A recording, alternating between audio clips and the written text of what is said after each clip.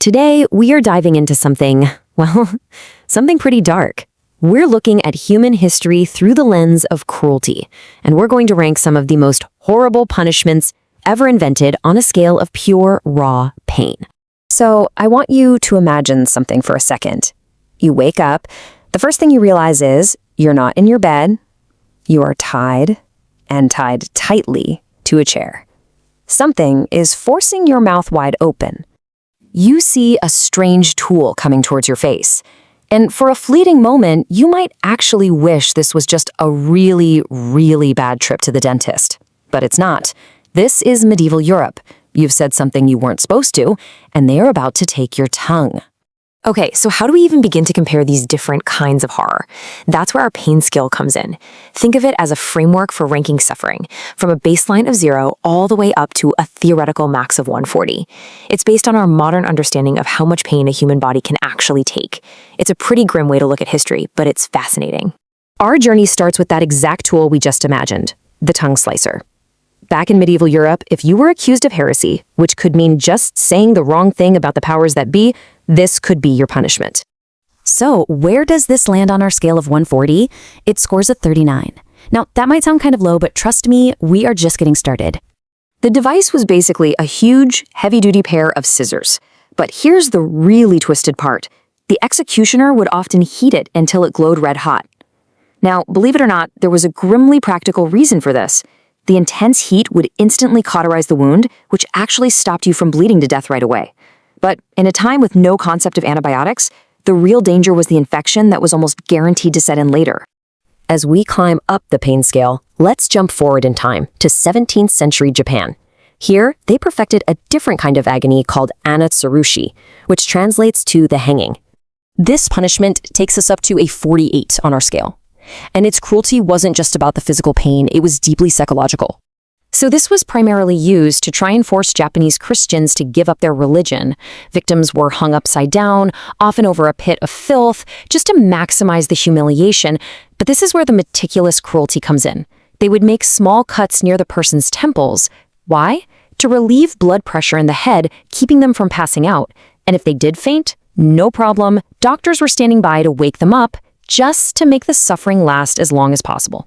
Now, it's interesting, some of the most famous torture devices you've probably heard of are actually surrounded by myth.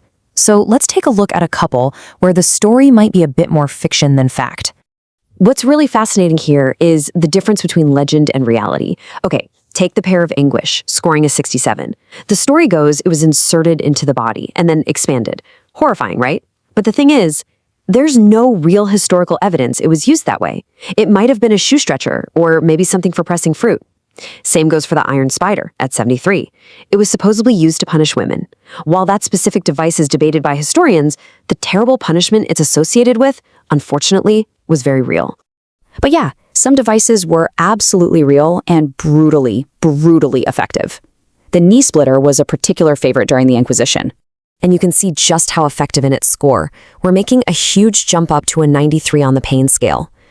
The idea was horrifyingly simple. It was a vise with sharp spikes inside.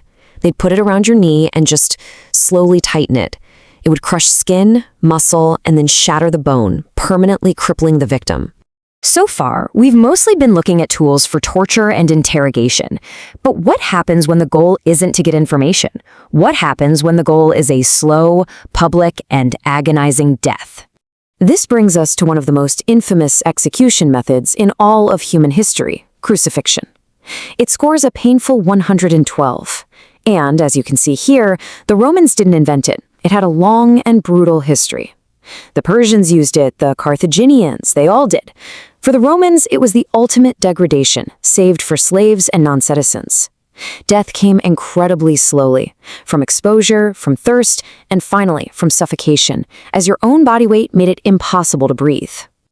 But the Romans had an even more bizarre, more terrifying punishment, one they reserved for what they considered one of the worst crimes possible, killing a member of your own family. It was called poena calae, the punishment of the sack.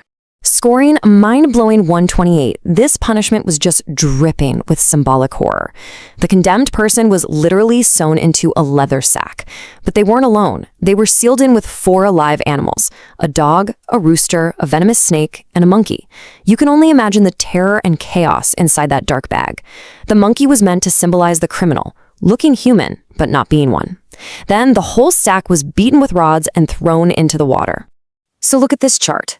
We are now at the absolute summit of what a human can endure. The punishment of the sack we just talked about is a 128. Right above it, at 130, you have the iron chair, basically a chair covered in spikes, often heated from underneath, for maximum agony.